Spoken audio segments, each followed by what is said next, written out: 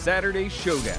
KT Rolster versus B&K BFX. Potentially in the Legend group. I mean, sky's the limit, let's be honest. But the first thing you have to do is put in your bro tax, ladies and gentlemen. As Wolf, please take us through the beginnings of this draft while I also manage to lock it in. My bro tax. I really do need to. So, Varus is gone no matter what, but Lucian and Ezreal, those are the questions I have for these first 6 bans. 3 apiece for these squads in our initial phase. The Lee Sin ban, and by the way, Gideon was the guy who pulled it off last time around, but he's going to show the respect here to Raptor, and we might end up with a lot left up. The Orianna is going to get taken away here. It's crazy that, you know, with first pick here, we could actually see a Lucian first pick for Teddy. We absolutely could. I also wouldn't mind a ban on it, to be perfectly honest, but maybe a trade Lucian Ezreal is probably what they're looking for. What if they pull off what we saw T1 do, where you actually first pick the Milio, and Teddy can play Aphelios to an excellent degree. They go for that angle instead. Well, let's see what their decision is going to be. Jarvan's banned, first pick. so that's not in the first pick conversation anymore. I don't know if you prioritize Xin right now, then give B&K the opportunity to get the Lucian lane. I think it's Ezreal or Lucian, and they're going to lock in one of them, unless it's the Milio. But I wasn't expecting this, and I was a little bit worried about it. I do feel like the first pick Nocturne has been punished, and it leaves so much left up. Like, Lucian Milio can just go over to Taeyun and Kellen right now. Yeah, or they can pick the Ezreal lane they want. Yeah, true. And that is what it's looking like is going to happen here. And there's no Karma, obviously, but there's a lot of different lanes that Ezreal can play blind that you feel very good into the Lucian matchup with. It's never always going to be a default win into the Lucian matchup, but it is going to be very playable in a lot of these cases. Looking like the Bard is what they're going to prioritize here. So is it going to be like Ezreal Bard into the Lucian Milio? That might be what they're looking for. I mean, you and I are like really selling this narrative of the Lucian and the Ezreal really hard, and maybe we're overselling it, but I do think that even though a lot of other teams don't prioritize them as highly, these two teams absolutely will. Yeah. And it means so much for the rest of the series. Like, if you don't take Lucian here, you might never get to play Lucian as Teddy for the whole best of 3. Well, let's see what Gideon and Aroma are going to be locking in here, whether it will be the bottom side of the map.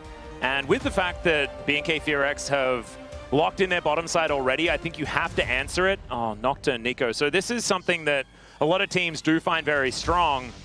I think the Nico is just not very good. To be honest, I also think, personally, that's one of Namgoon's worst champions. Agreed. And so that is another point against it for me. And you also have a terrible matchup into Bard, because you press Shape Splitter and then you give him the ability to cosmically bind you.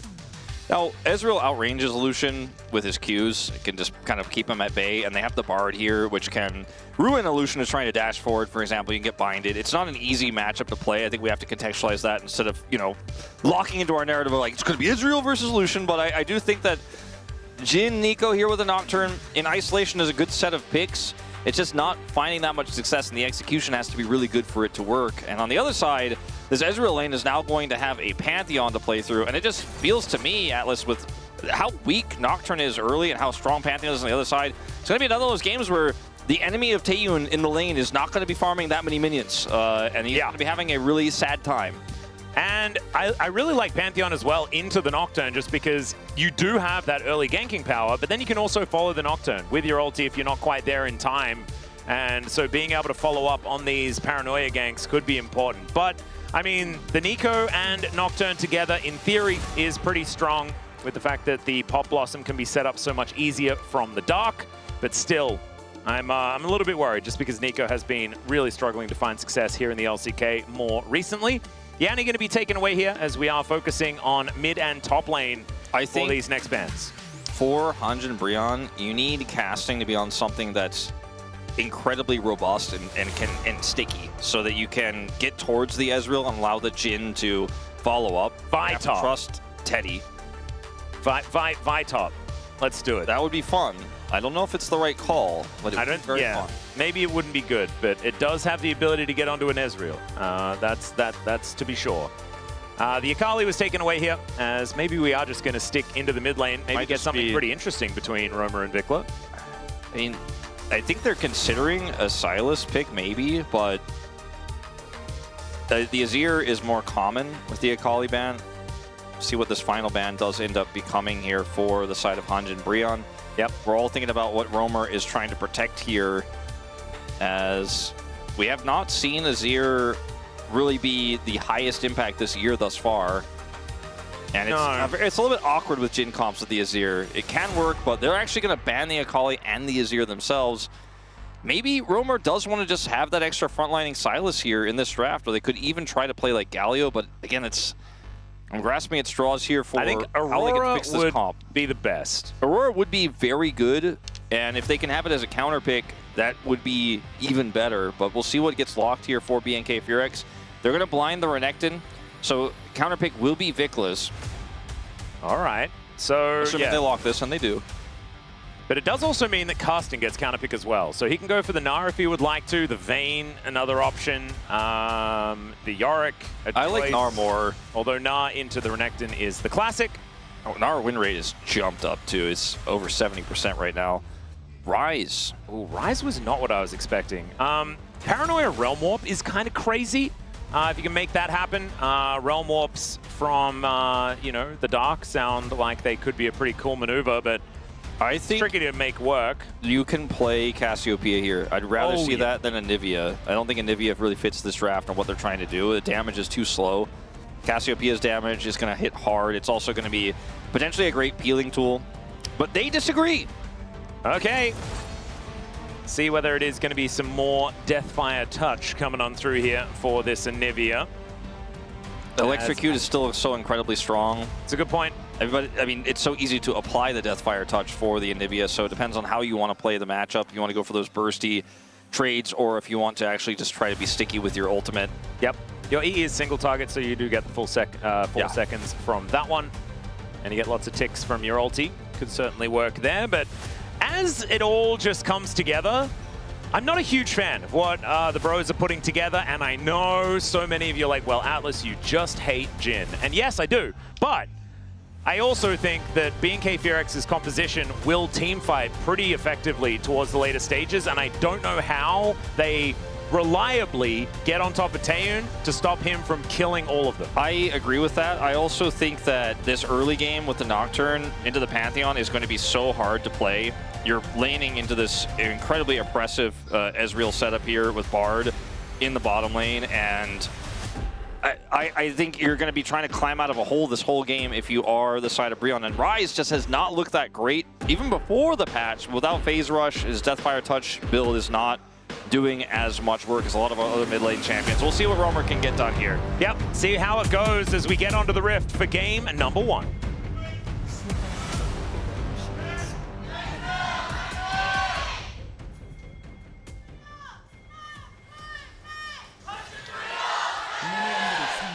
All right, bro fans in full voice today.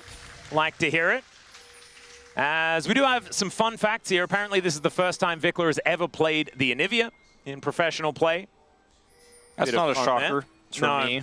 Wasn't around when Froggen was running amok on the Rift. Nor does he often opt to play slower champions like this that need some time before they're going to be hitting their full relevance in terms of late game team fight power. He likes to play, he's more in the closer vein of things, in the, Zeka type of more melee focused, a little bit more flashy, like the RE type.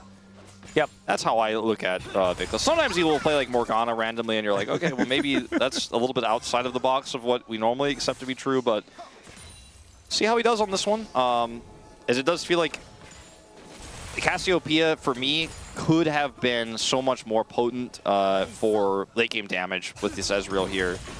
I do think Cassio's Miasma is not as powerful in this draft, I guess, as it's only really the Gnar that you're able to really mess with the grounding. Everyone else is just kind of lumbering around, and Teddy should never really be in range. I guess Dash Cannon from Nico going to be something very, very good to stop. Also, Flash Pop Blossoms, things like that. But oftentimes, you don't have the ability to react, especially when they have Paranoia. So maybe that's what was going through their mind. Maybe they just wanted a good matchup for the lane. We've seen, once the ulti comes in, you can really wall in the Ryze and play with that extra range.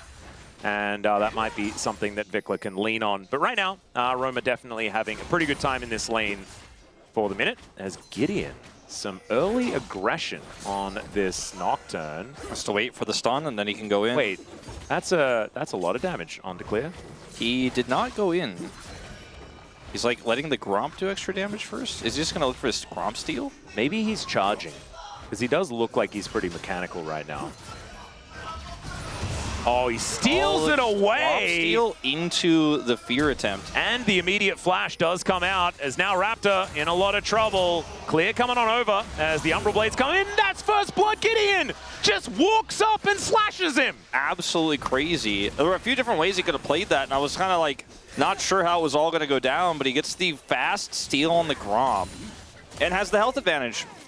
Just goes into that Pantheon, takes him out. And that was a very tricky play. Gideon's had some crazy early games, but this is probably the most aggressive we've seen this season long. Really cute to see a champion that is often touted as needing a bit of time to sort of farm up. He's often the one that is, you know, on the receiving end of plays like that. But instead, you know, Raptor just trying to be as efficient as possible will return the favor by stealing away that Rift Scuttler, but still, I think the damage has been done. Still 400 gold in the lead for Gideon, and he does that by himself. Spell shield on the stun from Clear. Pretty simple to set up. He plays it well. And, wow, almost not on my bingo card, so to speak, of how this early game was going to go. Nope. All right, well, bottom lane, on the other hand, actually going well for Teddy so far. Yeah, it has the serrated Dirk back, so... That's the best back you can get. Yeah, good for the early game. Does make me feel like he's going to be building a Ghost Blade, which makes me sad, but that's fine. It's not always the case, you know. Sometimes we see just the solo Dirk. Yeah. But it does hurt your spike timings. And it's like buying a Hex Drinker in a lane where you're like, you know, I need this, but... So it was like the aggressive version of that. Well, casting doing just fine here towards this top side of the map. And honestly, like, if you do go for the Ghost Blade build, but you are sort of ruling the Rift in the early game, it can kind of work out. That's always the question, right? And you can't know that when you lock that Dirk purchase in, so... Yeah. This is why sometimes looking from the outside in, we're like, it feels a bit risky. Well, Clear going aggressive here as casting spacing him quite nicely. Does have that ward in the brush. As Clear is able to at least wait out the Hyper for now. Boomerang's coming down though, and you can see Cull already purchased here for casting. Just making sure that the investment is in place. Vikla and Romer both did go Deathfire Touch, so that is going to be what we opted into here. No Electrocute Anivia. Yeah, oh, there's the snare. Decent little Deadly Flourish does come down from Teddy, as Kellen taking a little bit of damage here, but obviously the sustain advantage will be for the Bard. Just have a drink and be all right. This is the first game I think Taeyun has played since joining this team that he does not just basically from the outset have a massive lead and control over the lane. Seems to be his biggest test so far, as otherwise it almost feels like it is just a showcasing of Taeyun for the rest of the games he's played thus far. Did get stunned up there, but managed to get the cannon. That is the main thing. Level 6 is being hit around the Rift now, as Romer and Vikla both have theirs. Glacial Storm, very important for Vikla to get some control back in this lane. And you can see, doesn't have very much of it at the moment, with a bit of a deficit. It's going to be a Dragon going over to Gideon, who has ruled the early jungle. Man, yeah, that early first blood just really put this Nocturne in a great position. One more camp, and he will have that level 6. I mean, people underestimate how much experience the first Dragon actually gives you. He is going to be able to get, after, like you said, one more camp, his ultimate. That sidestep from Roma was sexy. Deathfire touching. Mm-hmm. Sounds weird to say, but that's what we're doing. Honestly, it didn't feel great to listen to. It's okay. You're the guy who made Slurkle, all right? So. That's a very good point. I mean, I'm not going to take anything from I never said sounding bad as a bad thing. I mean, it gets the people going. It makes them listen. When we said grasping for grasp stacks, it was also, you know, it came off a little bit strange, but the the touching is next level. Yeah, that's another. Only Zeus and Guma. Will we have some glutinous Greaves though? That's the real question. I had a lot of fun with that one yesterday. Oh yeah, that was very fun. It just honestly though, it doesn't sound right anymore because of yesterday to say gluttonous Greaves. Like I don't think we're allowed to say it anymore. I need to double check the spelling. Maybe it actually is glutinous Greaves. You know, maybe they do just have a lot of gluten. Like, I don't actually know. Well, I didn't get the full I confirmation. mean, it depends on like the language you're speaking. Like, for example, there's the Smash Brothers player. You can call him Gluttony, but he goes by Gluttony, right? Is Kellen. Kellen magically journeys his way completely out of the curtain call. It's nicely done. He's fine. Yeah, he'll be all right. We'll be heading home, though. As Gideon does not pull the trigger on his ultimate there, but they absolutely could have had Kellen not been able to get out at that angle.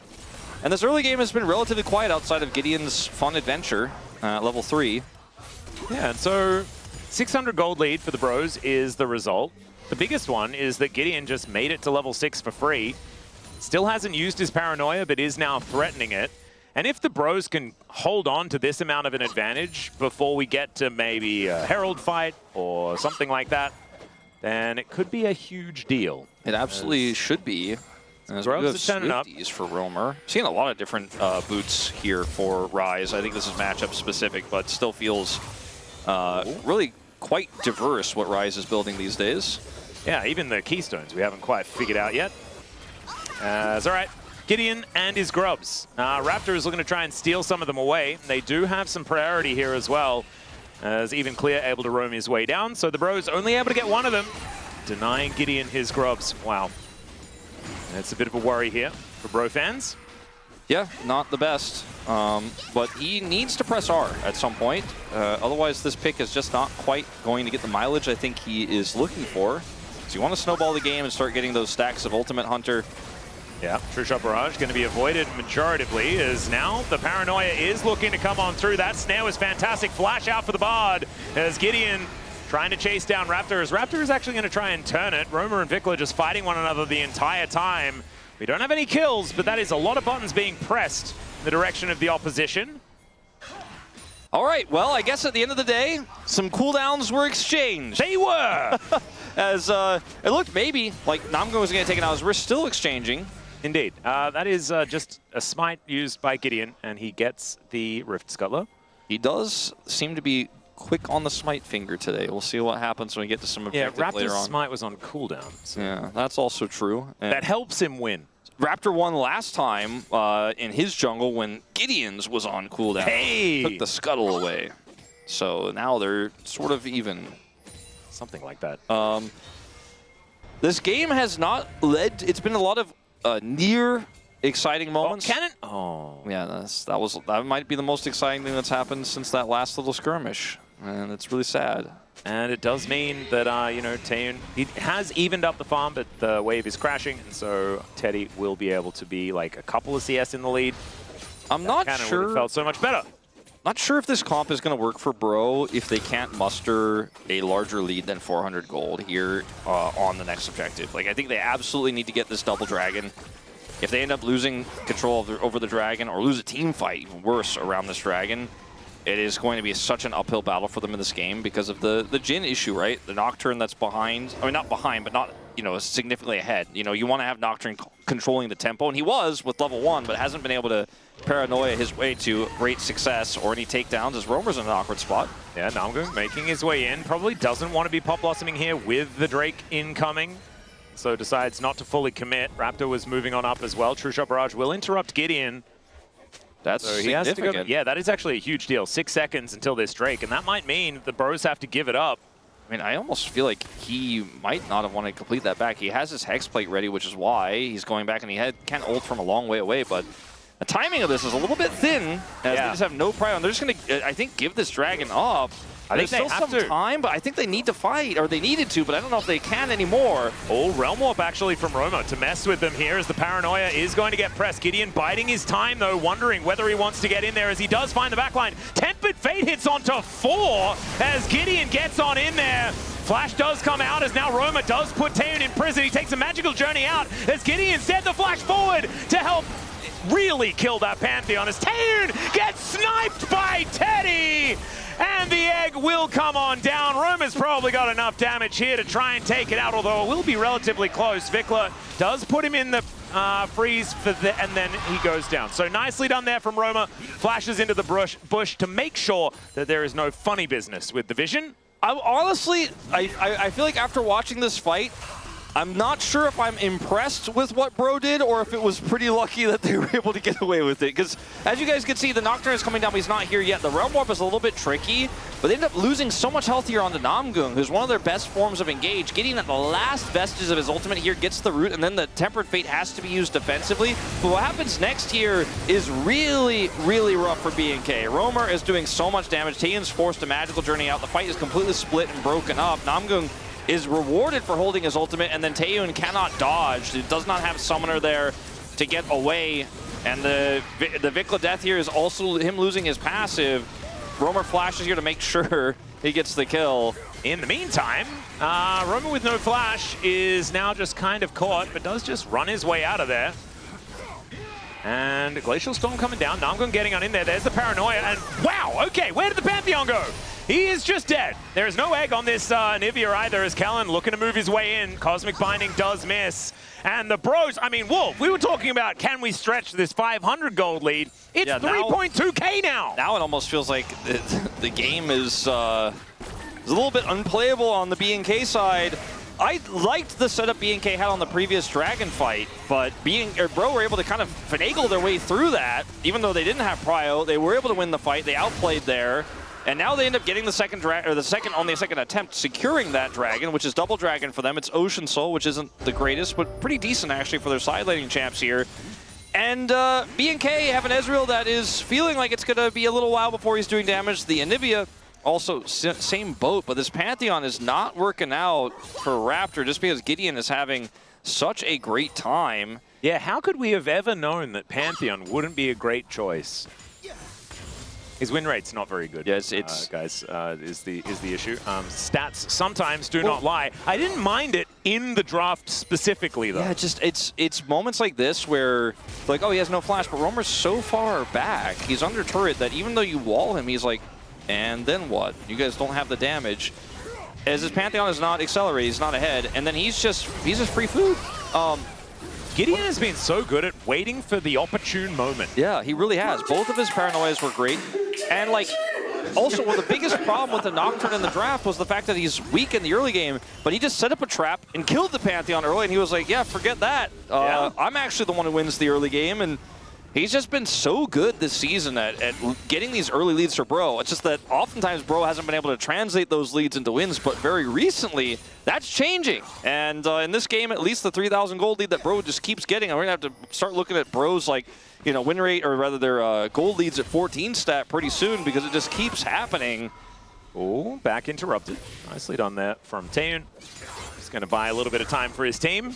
But yeah, I mean, I think something has clicked in the Bros. They're just like, wait a second, we're an LCK team too. We can just win. And that's precisely what they're doing. Clear is looking to try and grab some crockery, though, here from this bottom lane, as Kellen could be in a bit of trouble. Man, that Hyperproc did a whole lot of damage. There's a Paranoia once again. Flash over from Gideon to make sure that Kellen is very dead. And now Raptor really wants to try and get out of here, but there's the Mega Gnar. The Flash Wallop comes in, and Casting will take down the Pantheon. Now a teleport through from Vikla. Alongside Clear here, they're not going to go for more, but they're buying time for Roamer on that top lane. Yeah, now they get a second teleport because, like you're saying, Roamer's pushing this. Clear has to answer because Vikla just TP'd to try to salvage the play. It doesn't have it anymore, as Clear is going to look for the attempt here to catch the Ryze, but we'll be reminded that the Ryze's route is very difficult to outplay as the Renekton. Isn't it crazy, Wolf, that after the series between KT and D+, I'm like, wow, what a breath of fresh air this early game macro is from the Bros in their Bro versus BNK series. It is wild, but Bro are legit good. I'll say it, and I say the full quote every time.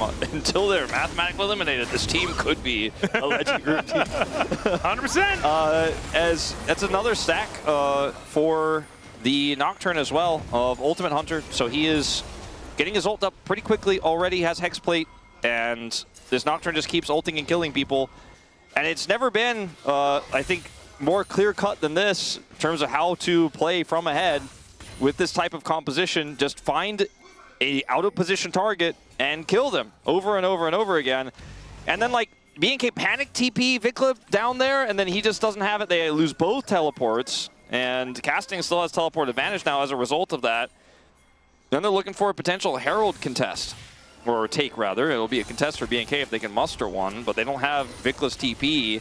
So it's always going to be a numbers battle. They may not lose if it's going to be a full 5v5 fight. It will be a 5v4, or that's going to be a bird that's flappying all the way back. Remember Flappy Bird? Flappy Bird, loved that game.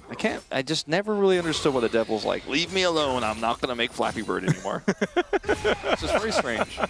I mean, It needs to be studied. he didn't have to make it again. Like, he'd already made it. Well, I'm not going to get. He pulled it from the store. Like, he was like, you can't Flappy Bird anymore. The world doesn't deserve Flappy Bird. I've decided. It's so weird though, because there are now like 1 million Flappy Bird clones that he's not making money off. It was a fascinating maneuver. I don't want the acclaim. I want to take Flappy Bird down. Yeah. Clear.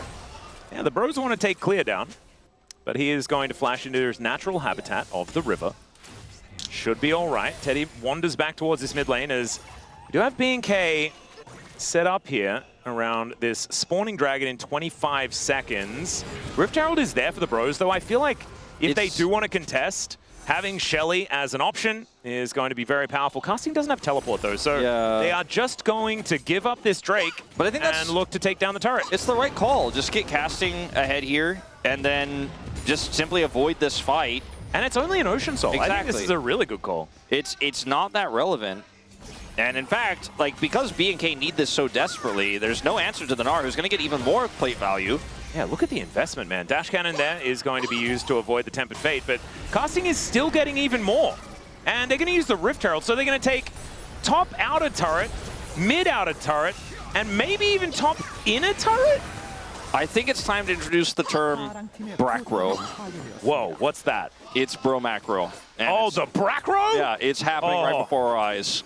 Like, Casting is going to get so many plates. He's almost got the whole inner. Is he just going to get it? They're shadowing him. He might actually be able to, but he can host a dinner party for like lots of people right now. Yeah. The amount of plates that he has. Multiple courses as well, I think. Absolutely. He'll have little plates, big plates. Do you have different designs on the plates depending on whether it's an inner or an outer? I don't even know if it's a dish, but like, or a plate rather, or a dish, but he's got the like saucer for the teacups. Oh, yes, he's got so many spares. Uh-huh.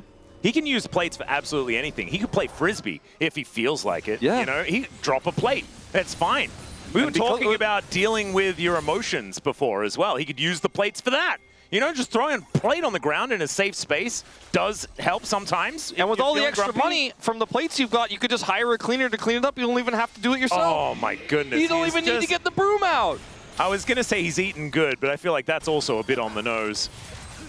But the Bracro, man, I think that is an absolutely genius little thing that you've coined there.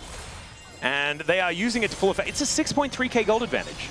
This team is pretty good when they get advantages, and this Nocturne is steamrolling. You and I were a little bit dismissive of the comp, but with how it's been played, they took the lead, and they're not going to mess it up. They're being proactive the whole time. They're choosing their battles wisely. And, I mean, Vicla's trying to push something down here in the bottom lane. I mean, but he needs to be careful. Gideon is just so gigantic. Yes. He has Stridebreaker already. That is a very difficult Nocturne to deal with. The Ryze lead in terms of rod stacks is quite high, which means at least Vikla will get a lot of value later, but Romer is going to be a bigger threat faster. He's going to be under threat for a brief moment, but I don't think he really cares. He has TP, so Casting can come take his place here, and then he can TP to the top side. Yeah, and look at the mid lane. Like, you know, the wave is having to be caught by True Shot Barrage here from Taeyun as he rushes back. He does have his transformation now, and Ezreal is at his big item spike, but they're so far behind that I don't know if he's really going to be, like, if the spike is that sharp, actually, for him in this case. Well, this is the thing. When it's late, it just doesn't feel nearly as powerful. And Roma hits his Seraph's Embrace here as well. I mean, you've got 2 items on casting.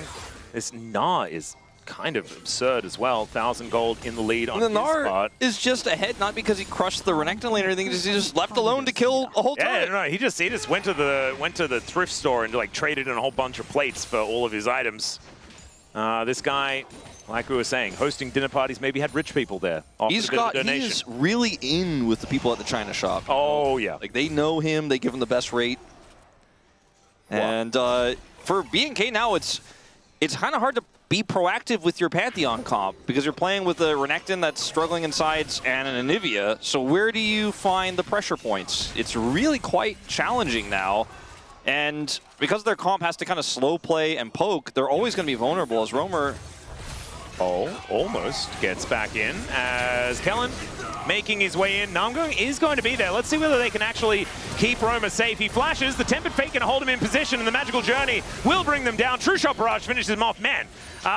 They were like, we will use all 5 ultimates. At least now, you know, he can use the kitchen sink that was just thrown at him to wash some of these plates. Yeah. That could be something that he could go for. Vikla was ulting, but he wasn't there. But yeah, that was... I don't know if they could have used more to kill him there. They did get his flash, which is valuable. And like I said, where's the pressure point? They found it. Yep. They did find it. They were able to get Roamer, and that means a lot of plates here potentially. And, you know, actually bounties are up. So we'll see if he can get the whole turret. But Stride Breaker here. And the stun, Roamer cannot take the Realm Warp. Kellen comes over, and he, without Phase Rush, almost gets out. Yeah. But, like, I mean, the True Shot Barrage I'm okay with. The Pantheon ult there felt wholly unnecessary. Entirely. I believe didn't even get an assist, but at least he was there for moral support at the end. And sometimes that's the most important thing. Steric's now done here for clear.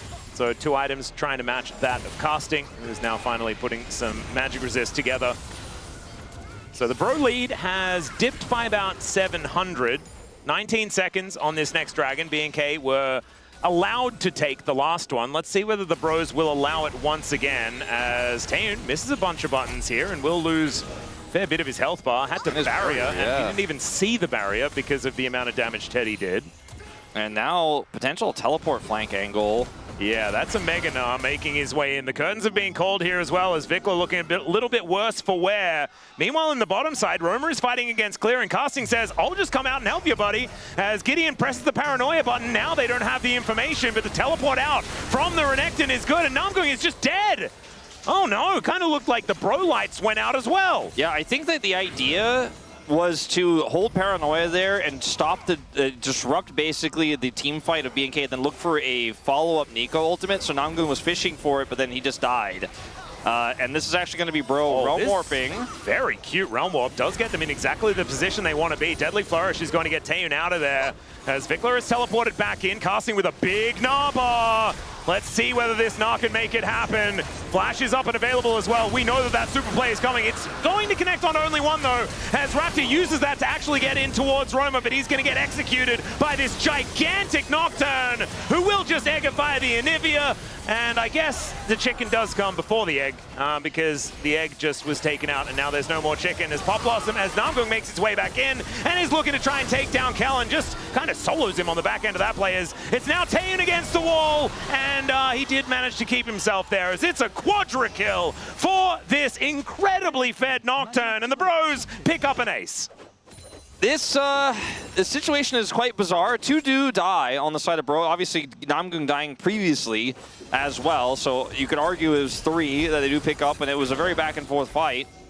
As we're going to go to the initial part here where the collapse comes through, so they end up trying to, with this Gnar TP, grab the Renekton while they're keeping them at bay here. Like, Teddy does a great job of actually keeping them away. And when this ult comes down from Gideon, it looks like they're just trying to prevent any sort of play from happening here as Namgung gets into position, but he's just spotted here by Raptor and deleted. And Clear is able to escape with his teleport. So from this point, you're like, okay, BNK in a really nice position, but they confidently Realm Warp to the Dragon here. Taeyun gets rooted. He's not able to offer damage here for just a moment. And Vikla shows up, but he's super far away. And I want to see what happens with this Dragon Smite, because I was watching Clear and Roamer fighting on the other side of this battle. It's just a Q Smite here from Raptor, but he's the one who's caught by the Gnar here and tries to kind of taxi out with Roamer, but there's just too much burst. Gideon is too fed. And then from here, it's just a really easy cleanup from Teddy. Great play from Taeyun on the cleanup, because he wants to get something back at least. As we're going to also watch Namgung. This fight is so long that Namgung shows back up. Yeah, the solo onto Kellen. Yeah, and then Taeyun here didn't quite work out, and then he flashes onto the wall and just gets destroyed. Yeah, I actually thought, I guess the thought process for that flash was that he was going to be able to do the damage over the wall, and escape, but kind of fail flashed it there. Yeah, fail flashed it and also hit 0 with his ultimate, kind of hit his teammate with it instead. Yeah, the ult was very weird, but the rest of it, he gets a kill at least. You know, he's the only gold lead here for this team. Oh, True Shot Barrage connects on a casting this time. As Pop Blossom manages to find two. Gideon looking for the backline, but he gets stunned up immediately. Takes down Taehyun though, and he's still alive. He had a GA as well, my goodness. Okay, he is just a little bit too fed.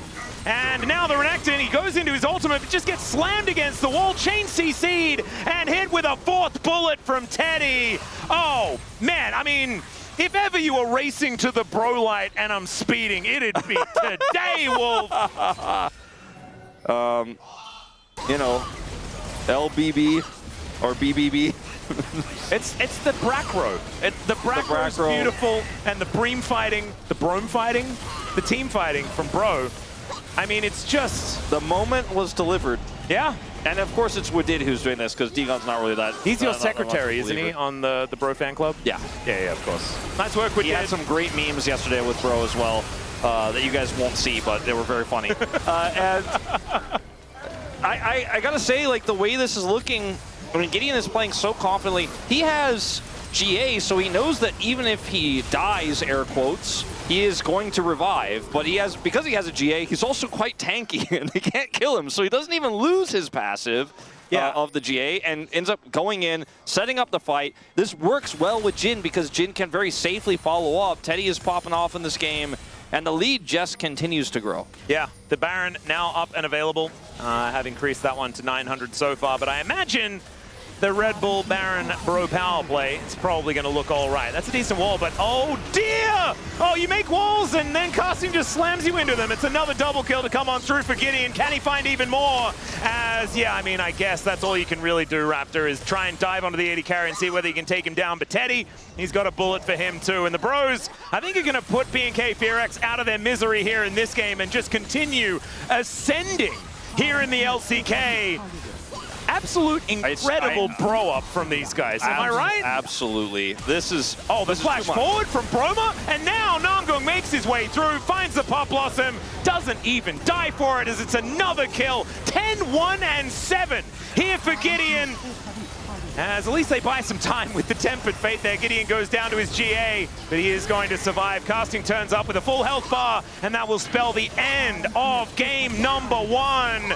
The Bros just put down BNK in clean fashion.